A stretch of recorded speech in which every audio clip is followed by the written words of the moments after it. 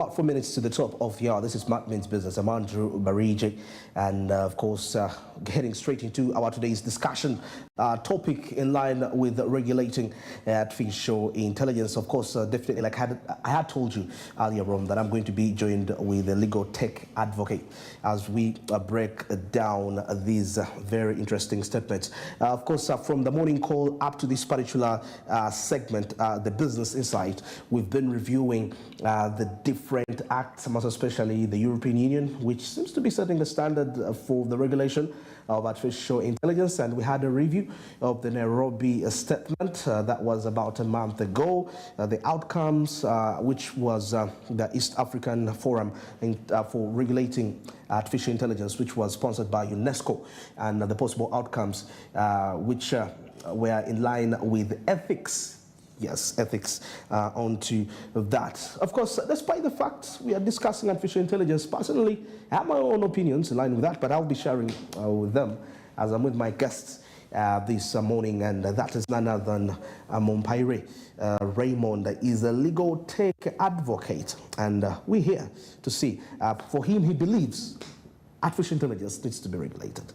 Good morning, Raymond. It's a pleasure to have you. Hey, Andrew, thank you for having me. Yes. How has been your morning? How has been your travel up to reach this place? Is there too much? Smooth. It's been smooth? Yeah. Okay. Very interesting. You're passionate about advocating for technology. And you seem to be a match onto the framework bit, the frameworks which should govern technology. And in this particular one, we are onto the artificial intelligence. But before we get into the frameworks, for the first person that is hearing artificial intelligence, okay, I know our people hear about artificial intelligence often, but many maybe, they don't have a glimpse to what really it is. You can give us, we are just laying the scratch, we are digging the surface. What should somebody think of when they hear the word artificial intelligence? Well, thank you so much, Andrew.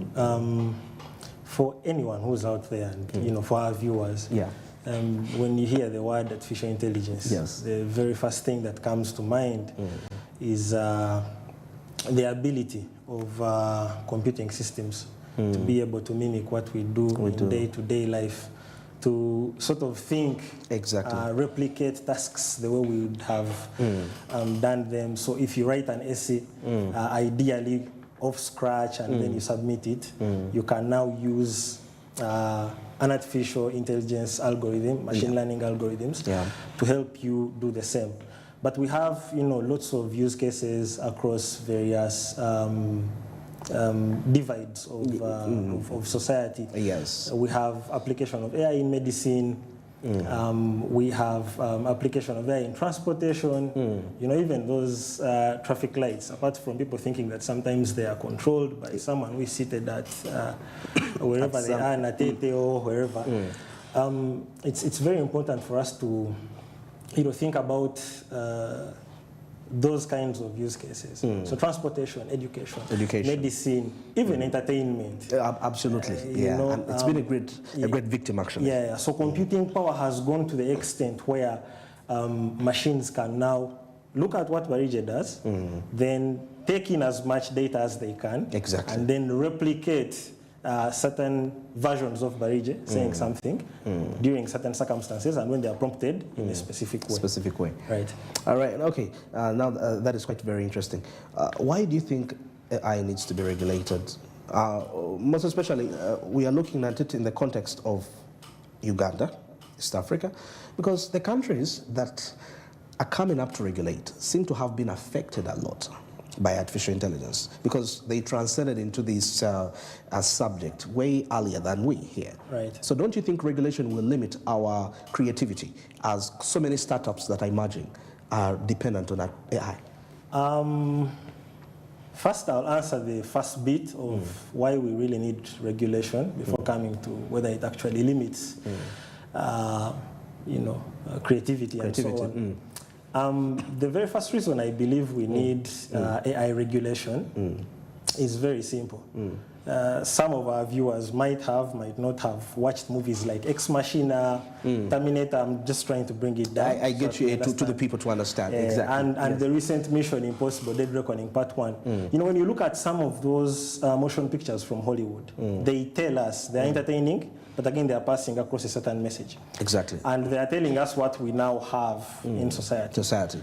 Machines have become so intelligent, very, very more intelligent than us. Exactly. They have better capabilities. They are very fast. They do tasks more efficiently than we do them, and they have become very, very, very adept at navigating various, hurdles that we do face as Ugandans and people in society. So this power, once left unchecked, has very, very dire consequences for us as a society. But for the viewership who are interested in business, it also has a very, very, very dire consequence on how we conduct business, on how our customers interact with our businesses, and so on and so forth. So I really think that it is time we did regulate some of these emerging technologies, especially technologies that have powers that can, pose security threats to businesses, threats to health, life, and so on if left unchecked. On to the second one.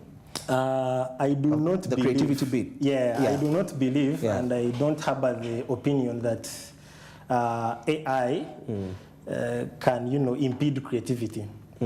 We need to look at AI as a tool, more of a tool, but if we regulate it, just like the topic we're having, so more of a tool, an aid, an abater, something that helps us better the creativity bit, yes, as a catalyst of change as compared to looking at it as an enemy of change. Because one thing I know is that this technology is here to stay. Absolutely. This technology has helped us with our tasks so much. It's really doing a lot. I'm a Masters of Law candidate at Makerere. Okay. And our professors are usually complaining that students use AI to do examinations. Yes. So it has really wisely wizarded itself or its way into the very fabric of society as we have come to know it. So I believe it's not here to impede creativity, but it's here to help with creativity. However, we need guardrails. That's why regulation comes in. Can we use it very efficiently while keeping guardrails so that it does not cross from the pros and go and pour into the cons? Because now once it goes into the cons, yes, then society will suffer. The goal should be to protect democracy, rule of law, human rights, and also to safeguard society. Democracy, rule of law, human rights, and society. Society. Yeah. Very important. Now, still driving to that aspect of creativity, if we look at it from this angle, because where most of the acts that are passed to regulate AI, we haven't yet had serious cases in Uganda where AI is a threat. And actually recently one lawyer was saying that we should incorporate AI in the judicial system. Tanzania is already doing that. So don't you think let's also have our own experience as a country, such that we know the dangers ourselves, that we don't need even regulations, we shall regulate ourselves? Well, AI is a danger. And AI will be a danger. I'm a very great advocate for, the incorporation of technology into the judicial system, being that I'm from a legal background. Yes. We have actually pushed for this. We successfully secured ECMIS, which we have, but we believe that with the processing speeds of machine learning and the AI algorithms that they afford us, we can actually do judicial work, delivering judicial work. Yes. Much better. But for the threat bit, there's really a threat. Well, I can benchmark on different countries. For example, we talked about 4 things. Society, human rights, rule of law, and democracy. Now, for the last bit on democracy, one thing I can look at is, over 17 countries in Africa have gone to the polls or will go to the polls this year. If you look at the stats on the internet, we'll have 17 countries voting for presidents and so on, change of government and so on. But AI has really posed a very serious threat, both in the American general election, but even back home in Africa, and something that will pour into Uganda when it comes to the 2026 election. Deep fakes. okay? Deepfakes. Misinformation, Okay. disinformation. And some of these were the issues we're discussing at the annual media convention at Makerere recently Okay. at the School of Journalism. Disinformation has become a threat. Misinformation has become a scourge. For the election ecosystem and cycle has been affected by deepfakes and so on. So some of these things can result in, for example, from the democracy bit, voter apathy, you know? Yes, yes, yeah. Then overwhelming voters with deepfake information to the extent that they now cannot tell who is the fake Trump from the real Trump.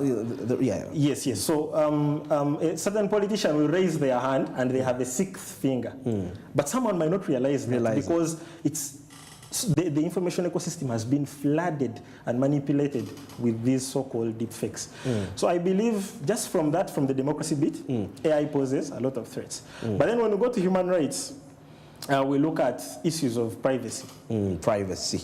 Infringement data protection. Yes, yes, infringement on privacy and data protection. And I'm very happy that the Ministry of ICT and National Guidance with the direction of the AG were able to give us in 2019 a Data Protection and Privacy Act. Okay, yes, yes. But as to whether it is regulating some of these conducts of emerging technologies that have come in 23, 24 after, I mean now 5 years after it was enacted, is a different story and a discussion for another day.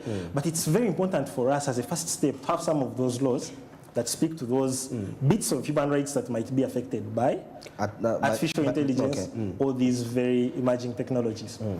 For society, we would still look at issues of security, but that's not very rampant really in Uganda. The scourge is when it comes to democracy and human rights. For rule of law, we are really trying to inculcate it into our judiciary so that we have it promote rule of law. You know, under Article 17 of the Constitution, it's your duty and my duty as citizens to make sure we promote and uphold the rule of law. The rule of law, yeah? Okay. That's quite very interesting. So can I say what we should do? Because we haven't yet had any cases in Uganda such that are really as compared to the Western world. And it's been so common, like you mentioned, in the entertainment industry, a lot of it in that line. So what we are doing, are we protective? And if we are doing this, what path should we follow such that we don't suppress the possible creativity? Because like I said earlier, many startups are relying on artificial intelligence. Actually, every new development that comes in, it is AI embedded. So what path should we follow as we are implementing these legal frameworks, not to hinder the participants in the industry? All right, so thank you for that question. And, you know, just to the first bit on why we don't have very many cases in Uganda. Yes. The issue is around, you know, reporting of some of these cases. Yes. So people's privacy is going to be infringed on by artificial intelligence, and they will actually have no idea of what is actually happening. People do not know how these technologies work. They don't know how they were developed, how they were deployed, but they certainly know how to use these technologies, you know, in their day-to-day life. Yes, yes. So we have issues around reporting of some of these cases. I mean, who do you report to? Things of who do you report to? We have no law. We have no AI office, for example, just like in the EU, in the UK. EU, yes. Actually, just to cut you short, the Bank of Uganda say that anyone that is being frauded due to AI will not be protected. So as you discuss, let's also put that context into our conscious. Right, yeah. And I'm actually very happy to touch base on the Bank of Uganda issue. My thesis is centered around, you know, cyber fraud in the banking sector of Uganda. Yes. And I'm discussing in one of the chapters artificial intelligence as, you know, a catalyst, something that has revolutionize the threat landscape, not in a good way, but in a way that we are now all vulnerable to, you know, some of these attacks, cyber fraud attacks that we usually used to have. Exactly. Obufere used to be on phone. Exactly. But now it's going from the simple Obufere that we used to have to more sophisticated Obufere and fraud because of the power that open source artificial intelligence is affording you, me, and other rogue cyber actors. Exactly.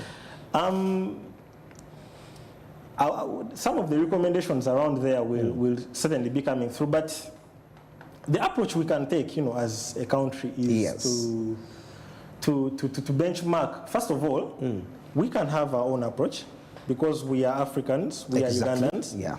And, you know, amongst us, we have so many languages, we have so many backgrounds, we have so many practices from various societies. Yes. Now, all those have to be incorporated into...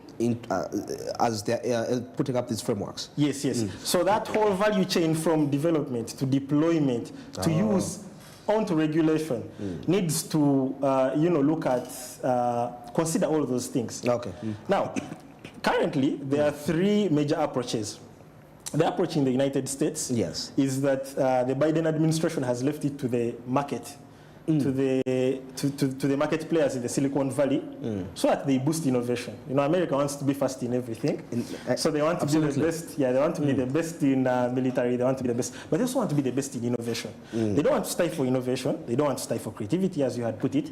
So they have left it to the market players, the likes of Meta, the likes of OpenAI, yes. You know, Grok by X, Elon Musk's X. Exactly. They have an algorithm called Grok.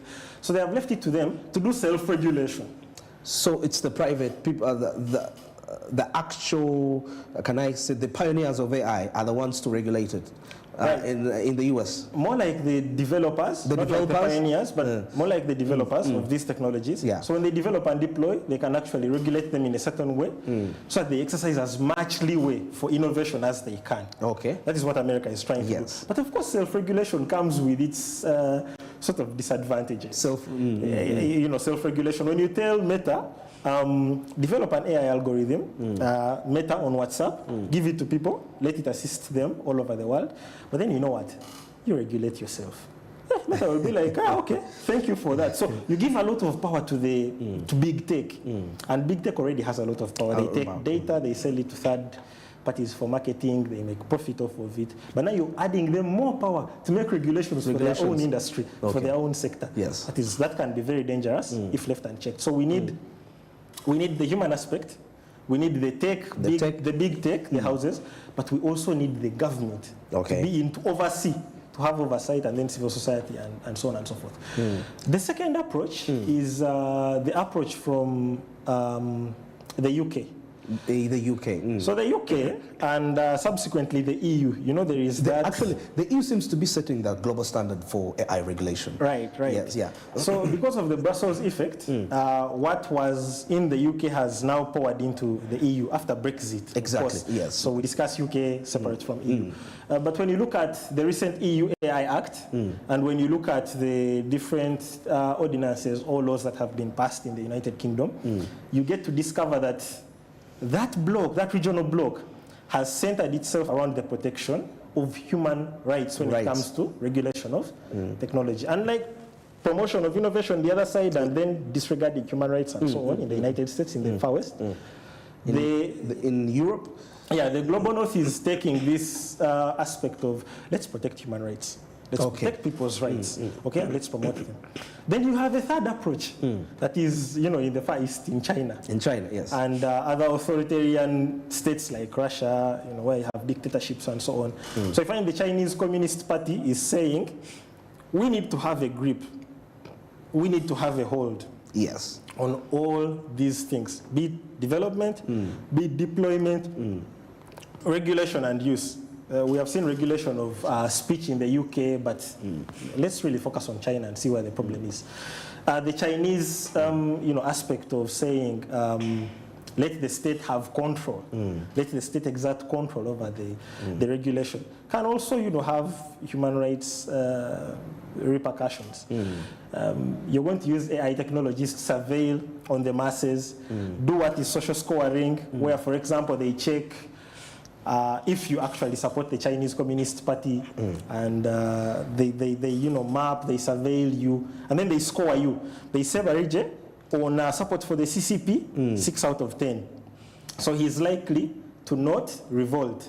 But Raymond Amumpiro on support for the CCP, he's at 3 out of 10. This man is a danger to the regime. Something like that. So they score you like that. Even when it comes to credit scoring, in China, it's still the same, you know, using these algorithms for credit scoring. But it's happening in the US, it's also happening in the UK. But then we see social scoring so much in China and other dictatorship regimes. Now, Okay. Africa, Uganda, needs to pick from all these three. Exactly, yes. You know, we are usually last in everything. Yes. When it comes to everything, development, we have majority of the LDCs, least developed countries, according to the United Nations metrics. How the metrics are arrived at is a different conversation, but according to that, according to the statistics, we have most of the LDCs on that list. Okay. As a continent, you know. Yes, the not biggest- developing countries. yeah. So we usually follow suit from what has been done in other areas, be it in development, be it in deployment, even in use of AI. ChatGPT should have been, ideally, I think it was piloted first in the United States. Exactly. And then it powered into Africa later. Some of these AI algorithms, we try to use them before when they are just developed, and they'll tell it's not available in your location. You understand? Exactly. But when you go to your Twitter feed, you see people in the United States are actually enjoying this piece of technology. So they are programming using that. Right, right. So what we need to do as Uganda and as Africa is to pick, see what is working for the United States and what isn't. You know, when you say promote innovation and you put human rights second, Yes. what effect can it have on society, on human rights, on democracy and on rule of law? You go to the UK, promotion of human rights, but then putting innovation second. How are we getting Africa as a leader in innovation? Exactly, yes. You know, so you balance. You say, yeah, let's have human rights, but let's also up the ante when it comes to innovation. Then you go to China, and you say, China has some of the worst, use case scenarios around regulation and so on. So therefore, let's really not borrow leaves from China. Maybe what we can learn from China is that we need the state to control, but then we also don't need to give the state a monopoly over the control of some of these. Yeah. So that when we are discussing regulation, we come up with all those approaches, discussing only the best bits of the approaches and criticizing them, then leaving the criticisms aside. That can be the best approach that Uganda and Africa, as late bloomers in this ecosystem of AI, can actually take. Wow, very interesting. When we were discussing that, taking a look at all these three perspectives, and we being in Africa, sometimes we are subject to policies depending, because the aspect of neocolonialism, of course, being in place.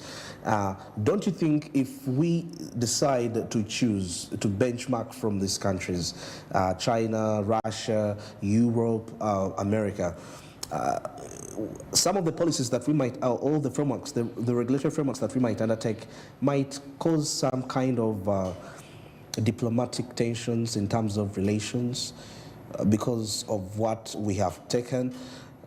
I would think we would have what we call, there is a word I'm trying to use, an English word, something that is your own. Like, for example, when you order for something, a car, customized specifically for our society, Uganda, because we are so good at benchmarking, but the people we benchmark from, we don't really even get into the context of why they say what they say. True.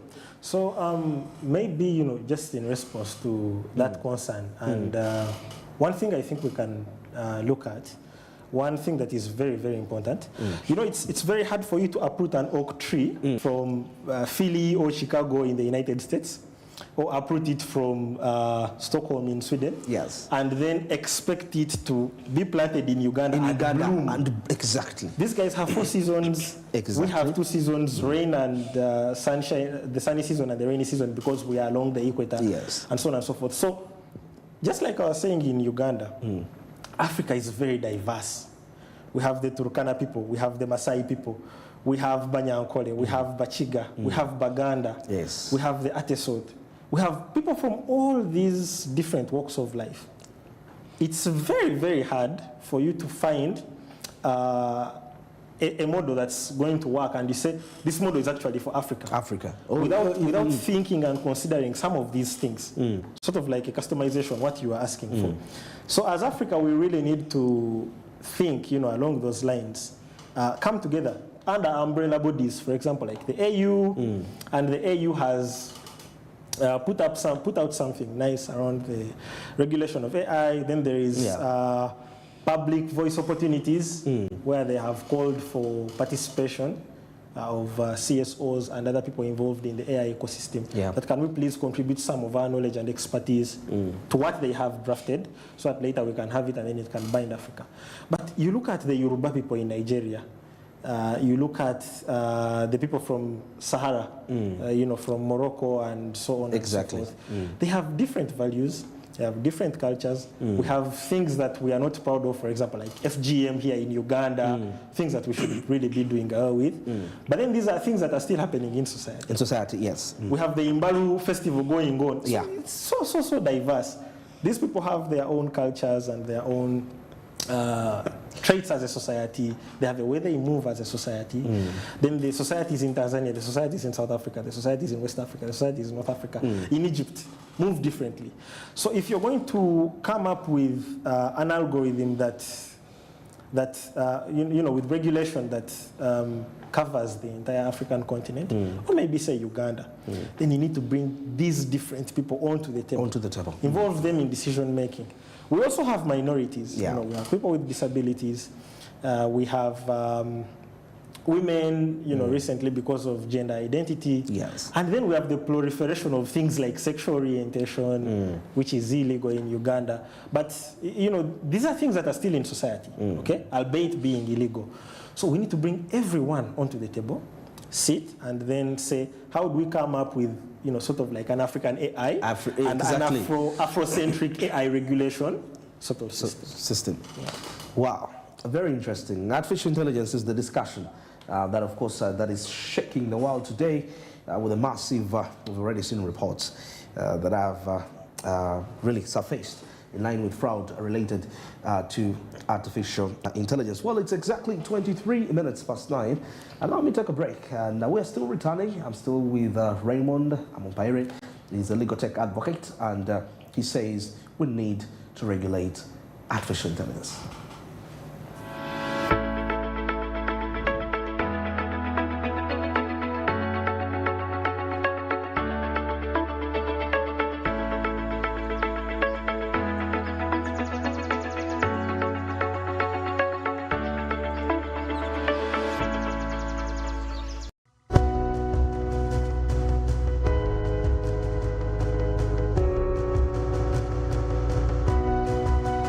Smart 24, driving business. Oli mukyala munna bizinesi era oyagala bizinesi yekulaakulane. Gavumenti ya Uganda ekuleetedde ssente za Grow era nga weewola okuva ku bukadde buno okutuuka ku bukadde 2 n'osasula mu bbanga lya myaka 2 ate nga gw'asasula mu budde olinna mukisa ddala. Eri abakyala abanoonyi b'obubudamu nammwe abaliko obulemu, enteekateeka eno egenda kubakolako mu ngeri ey'enjawulo. Okumanya ebisingawo, tuukirira Post Bank, Equity Bank, DFCO, Centenary Bank, Finance Trust Bank ne Stanbic Bank. Oba genda ku mukutu gwaffe ogwa www.grow.go.ug oba okujja ku ofiisi za PSFU ku Kyaddondo Road e Nakasero ku kizimbe kya Trust Tower omwaliiro ogusooka, oba okuweereza obubaka bwa WhatsApp ku nooti 7623 3 nooti 4961. Omukisa guno gw'abakyala bonna okwetooloola eggwanga era ng'enteekateeka ya Grow evujjirirwa banka y'ensi yonna n'eteekebwa mu nkola Ministry y'ekikula ky'abantu ne Private Sector Foundation Uganda. Grow, generating growth opportunities and productivity for women enterprises. We all have that friend, always by your side for the big moments. Alina drama munji. And sometimes akuteka ku pressure. But it's always there to celebrate your wins. Where would we be without our BFF? This season, enjoy the best football moments with your hashtag BFFGoTV. Get GoTV today to enjoy all the best football live on SuperSport. GoTV Uganda. Love it.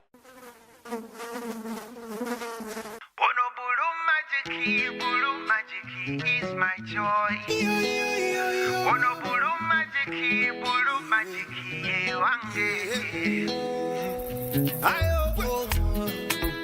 Salaba kumabala atukuza nonyirirawo kirako enyange tayisa bubi fabriki kyonna kyekiri kigwa lwa Bulu Magic is my choice. Ono Bulu Magic ye wange. And Bulu Magic ono blue magic ye wange ojozo yeah.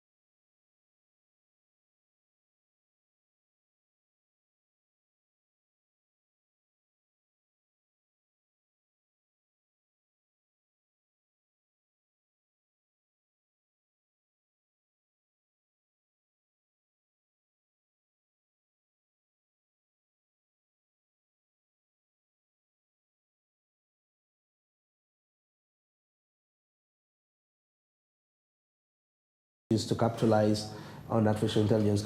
But what really got my attention was in line with countries that stand a huge risk or a huge risk of job loss still stand a huge chance to benefit from the opportunities that artificial intelligence is going to create.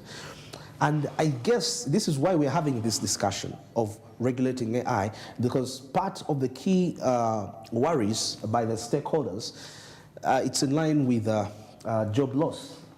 Now, still we'll take a look at the AI governance trends to watch out for, but actually these are best kind of from the European Union. Right. That is increasing AI regulatory activity, new methods for organizational and technical self-governance. We have growing need for skilled professionals and advancements in open collaboration, as we have seen all that.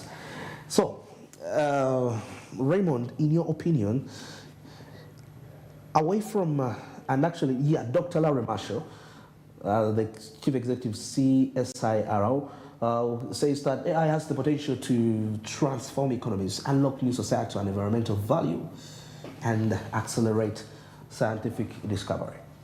So from all that we've been really reviewing, we're talking about jobs at risk. You know, how is that kind of a reality to our society? Because when I take a look at what the IMF is saying, are we in that bracket of, most especially when it comes to jobs? Yeah. In your opinion? Well, thank you. You see, when you look at some of these, metrics and demographics done by the IMF, done by, and as they were cast on the screen, you can see that most of them are done and centered around developing economies. Developing economies, yes. Yes, leaving out least developing economies or least developed economies. Yes. But really, AI is revolutionary. It's revolutionizing the way we are doing everything. And I believe along the way, with increased efficiency and automation, we'll see job loss happening. Job loss. But the job loss is not as it has been hyped. For example, in the legal sector, lawyers were afraid that they might, start losing jobs and yes. so on and so forth. But then we are reassuring them and telling them that AI is going to kick out incompetent lawyers. It's going to kick out the incompetent lawyers. Okay. It's very hard for AI to actually kick out the lawyers that have gotten knowledge about some of these things. So if you take the extra mile and read and study, you'll find ways of incorporating it without necessarily it kicking you out of your job. Okay. But then when it comes to aspects of increased automation, really as a country, as Uganda, I believe we have not yet gotten there. So I think it's still hype for us to say that so many jobs will be lost. But the reality is that in developed countries, where it's actually working, people have lost jobs. People have been laid off. And post-COVID, businesses were affected in so many ways. And lots of tech companies shut down. Yes. Lots of companies shut down. Lots of companies reported losses. They laid off workers. Exactly. But now these technologies advanced during that silence and lockdown and isolation and so on. Yeah, exactly. And some people had no contracts when we came back. So the reality is that jobs are being lost. Jobs will continue to be lost. To be lost. Replacement with AI, with these algorithms. These algorithms are wise. These are very wise. They have processing power that is unprecedented. They have efficiency that I might call obscene. So good, so sweet. You understand? So it's going to be very hard for an employer to keep 50 of us on job to oversight. Okay. Overseeing the operations and so on and so forth. So I do believe that job loss will happen, but for Uganda, it's really still going to take a lot of time. People are still selling fruits down in the market. Exactly. Stationaries are still being attended to by people. Borders are, ridden by human labor force. Exactly. So the human labor force still remains centric. But how the aspect of the human element when it comes to development, when it comes to deployment, to use deployment, yes. Of these AIs. Certainly it's the humans who regulate, and we keep that sort of human element. People giving oversight to these technologies so that these technologies don't overtake us, but then they also don't put us out of jobs. Alternatively, we can become more innovative as a generation, the Gen Z and the generations before us. We just need to innovate part of the more. Gen Z. That's a secret, something I'll not say on air. But yes. For one reason or the other, it has become very volatile for you to identify with a certain generation. I am a Ugandan, proud Ugandan at that. Okay. Yeah, very interesting. But also, actually, there is a worry. When the Vice Chancellor of Victoria University made a quote, which I stood on so much, and he said that if we don't act on artificial intelligence, but his side was more in line with supporting artificial intelligence. Right. And there is a worry of, because we have many young people that are participating into this AI space, and I'm also hoping to participate, by the way. So the thing is there is a worry of brain drain. That if you said we have a long way to go, but there is also a threat of young people because these opportunities are abroad and they're paying good, hefty amounts. Okay, so how are we going to deal with this? Maybe the discussion that they're bringing is about regulation. Let's go to countries where they are, like Silicon Valley, right, to get these opportunities. Right. But we are losing potential foundations for the future of this country's economy. Yeah, so that's a serious worry, I'm not a parent, but as someone who has parents, I know that they do worry a lot, and most of our viewers are parents who will see some of their young ones move because of... but to get opportunities in the AI field space. Yes, due to regulation and so on and so forth. Really what I can say about that is that, before the advent of AI, we still had brain drain, right? We had our kids going to Saudi Arabia, not for AI, but for other sorts of jobs. But even when it came in, we still have brain drain. So the human labor force will remain central. We can still use AI alongside the human labor force. But if we actually supply, if we supply the right sort of guardrails on what AI should do, what AI shouldn't do. So as people who are human beings, you and me who have blood and so on and so forth, we need to put ourselves first, lest these technologies take us over. So as we regulate, we need to ring fence some opportunities for human labor force. Okay. Increased ring fencing of opportunities for the human labor force, so that we don't just delegate everything. Okay. Self-driving cars. So we have, maybe you have a self-driving car. That removes the possibility of a driver. Someone has been earning maybe say $1 million shillings driving you around town to office and so exactly. on and so forth. I've seen. I was in Nairobi last month to speak at the Data Fest Africa. We were discussing AI and democracy in Africa, but that's a different topic. But while moving around Nairobi... we can hint on it briefly after that. Yeah, while moving around Nairobi, we did see a cafe where they have introduced robots. Robots that are serving? Yeah, that are serving people. Okay. But these robots, obviously, it's Africa, so they are not that developed, that they will move around, ask you, hey, what order do you want? Say like at CJ's and ask you, do you want it black or white, exactly. coffee, something like that. But when you do put in your order, they will communicate, and then the robot will just carry the food for you. So the robot is not going to prepare the food. You still have the human labor force in the kitchen. In the kitchen, yes. Preparing food. But then you reduce the costs on human labor force of having around 30 people attending to... and it's one robot attending to? Yeah, no, it's because of the maintenance costs for this robot? Exactly. So there is also those other factors. So human labor force again now becomes very, very pivotal because human beings will become sick. People will become sick on the job.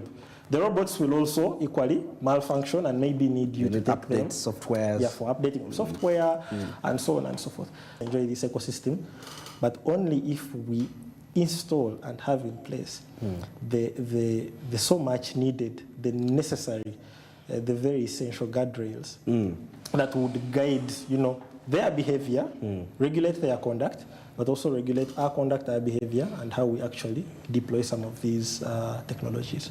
Wow. Maybe still on the aspect of regulation, tell us something in line with self-regulation. Away from how can people self-regulate themselves in terms of how they use these technologies. Some perhaps are ignorantly, using them the wrong way, unknowingly that they are actually using them the wrong way. Because by the time these regulations come in, what as citizens in Uganda, based on where we are standing in AI development, how best can we self-regulate? Right. So self-regulation is very important, especially for an ecosystem that is nascent, that is still budding, that is yet to have its own laws. I mean, we have the fourth industrial revolution strategy, but it does hit a little bit about machine learning, but not in the intellectual depth that we would have wanted as people who are in this space. So self-regulation becomes very important for us. Yes. But how we can do that is really again by carrying out, sort of like research. Research is very important. So research informs policy. Okay. Be it for self-regulation, you need to regulate yourself, but from an informed point of view. Don't regulate from ignorance. Okay. So, let's have knowledge. Let's do research. Let's study. Let's find out the best approaches, the best ways that we can, sort of like self-regulate. But the best approach that I see is... because now I'm assuming we are speaking to somebody in somewhere in the rural area, in Mbarara, in northern Uganda, right? Somewhere, and right. Now everyone has a smartphone. Yeah, they have circulated. Yeah. So they will see the Meta icon in their WhatsApp, and they wonder what is this supposed to be. I saw it recently in my WhatsApp business, and I'm like, okay, this is interesting. Now everyone now has access to this. But the danger lies. Right. So again, this falls back to these platforms. The platforms that have the clout, the platforms that have the financial capacity to do some of these things. Because they're the ones that are developing these technologies. It's going to be very hard for Meta to give me the Meta AI on my WhatsApp. Then I say, no, I actually do not need it. It's going to come as a compulsory thing in the app. Exactly. And it's going to be very hard for you to opt out. If you want to opt out, they will say maybe subscribe for a premium package if it's like X or something.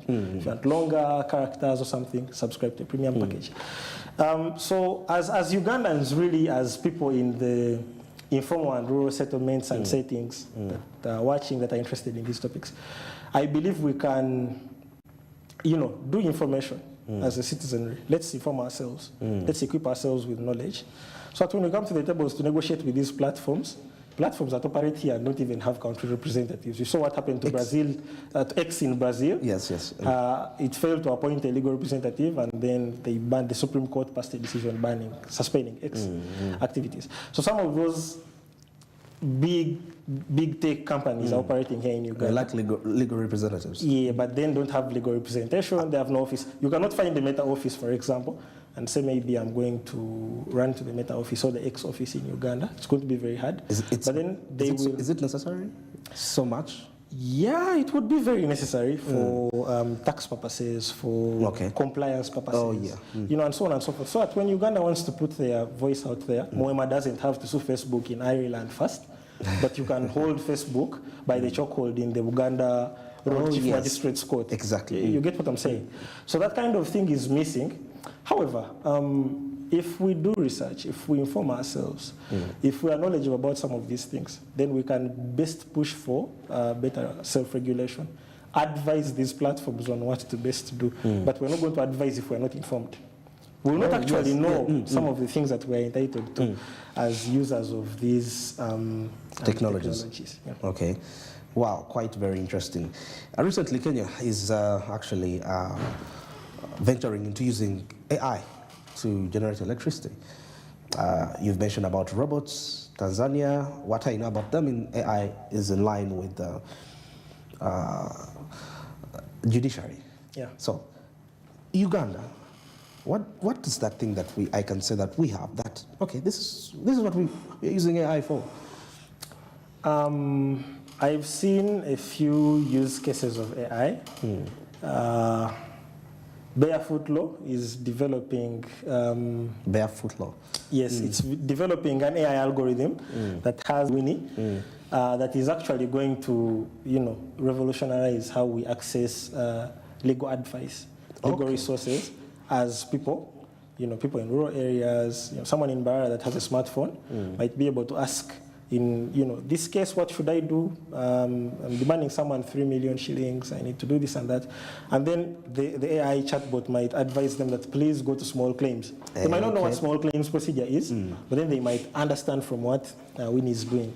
We have seen others, Pleader, for example, being used.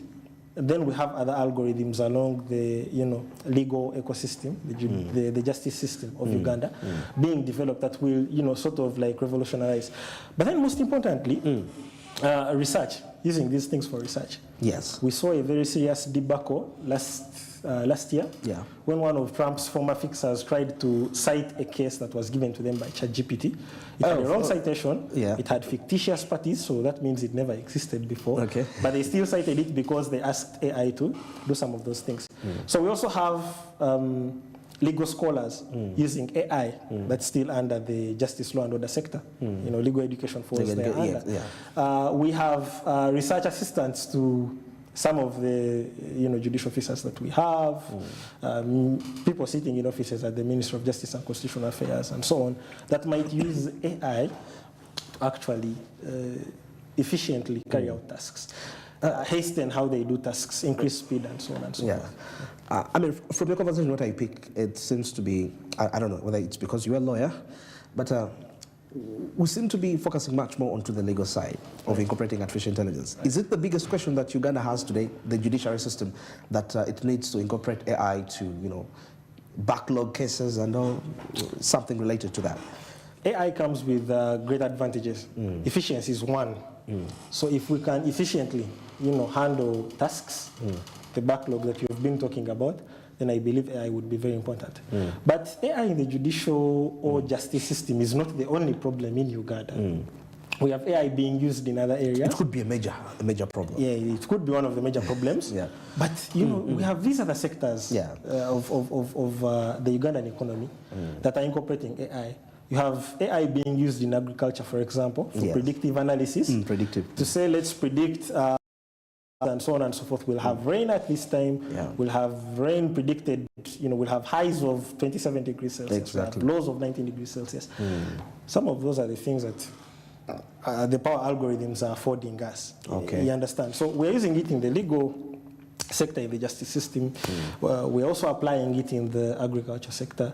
We're applying it in transportation. We now have EVs, but very soon we might have self-driven cars. I think I've seen videos of people fueling Teslas in Uganda. Exactly. You know, so we might have people import self-driven cars. Those cars are not going to be on the road without regulation. That is what I'm saying. So we need to run very, very fast. We have been very slow at doing this, but if we can actually push. And, you know, honestly, this all starts from national priorities.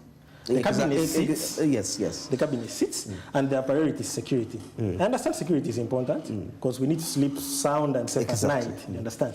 But then there are things that also need to be brought up as priorities. And if the priorities of the country are very different, then it means the vote at the budgetary level is going to be missing. So if Ministry of ICT and National Guidance receives, you know, a very small budget, because they have not been made priority, for example, then that means we will not have enough money for creating awareness. We will not have enough money for having roundtable discussions like these and so on and so forth around regulation of AI. We will not have enough resources to go and ask the people at the grassroots level. At the grassroots, exactly. You understand? Because the resources are missing. So everything flows from the law, but the law can only happen if we have political will, if the priorities of the country are set straight and we say for financial year 25-26, let us increase some of the budgeting for maybe Ministry of ICT and National Guidance, because we have started to see some of these things on our roads. They pose certain threats when it comes to issues of negligence, the law negligence, and so on and so forth. So budgetary level, then budgetary level is still very important, the vote at the budgetary level for research. You need to invest in research, invest in innovation, invest in these discussions, and you know, sort of like empower society. If a society is well informed and educated, education drives can only be carried out with the aid of money, of resources from the budgetary level. So if you have an informed society, you have an empowered society. And that way the society can be able to make better decisions and also contribute to some of these discussions that we are having. But for us as scholars, legal scholars, AI researchers, advocates for law and technology, what we're trying to do is ensure that we have, you know, research. Research is our biggest tool. Let's write, let's research. And if you've been reading, you know, in the papers, I'm sure you'll come across articles on artificial intelligence by me, by other scholars. I've seen PC Tech Mag do some, the PC Tech magazine do some really good work around informing Ugandans on artificial intelligence. We have these other budding platforms, TechJaja and so on, and other platforms. We have Smart TV taking up some of these initiatives so that we don't wait for the government to get its priorities right in order for us to do that regulation. So these platforms are essential to make the government aware of the potential areas where this should actually be implemented. Such discussions, you know, very, very pivotal. Wow, very interesting. I look at a time where now AI is a lawyer for some people. Okay. Wow. Then how, but you know, I have this question in narrative in line with the second thought, which artificial intelligence doesn't really have. For example, it's not emotional, because some of these cases, as you're putting them out there, you are before, I mean, you have your client, there is that humanistic touch. You're a lawyer, I mean, I know. And at some point, it might need a little bit of creativity. Because artificial intelligence is just a set of programs. It's not going to think beyond the data it has. But the human soul is always exploring ways to accomplish a task. So, you know, on that, it's very important what comes out. You know, these algorithms are trained on data that's collected from you and from me. When I said that Meta collects and sells third parties, it sells some of these third parties that, you know, develop and deploy AI technologies. So the quality of AI responses, the quality of AI assistance that we get from these machines depends on the quality of data that is fed to these algorithms. So if you have poor quality data, if you have data that is scanty about what is going on in Uganda, then the answers, the help that you will derive from these algorithms, these machines, is going to be skewed in that direction. It's going to be lacking in a material, particular, because the data was poor. So we need to start with, just like I was telling you earlier on this show, reporting is lacking. So if we have reporting that is thorough, we can collect data that is better. But that will happen if we inform and educate the populace so that they give us quality data, they enable us collect quality data to train a Ugandan AI sort of system, a Ugandan AI sort of algorithm, and then subsequently go ahead to regulate in an aspect that is Ugandan, carrying out Ugandan data, Ugandan scenarios, Ugandan settings, and so on. That means it ought to be updated on a daily due to changes, because if I was studying a little bit of history, and I was studying about the Babylonian King Empire, and they were talking about a gentleman called Hammurabi who designed a legal system in which the entire world will still move up today. But I think it was had a tablet of about 183 laws. But I think as civilizations have come and go, laws have also been changing. Yeah, the laws have to morph with the time. But AI is only attached to the traditional laws that we know how cases have been.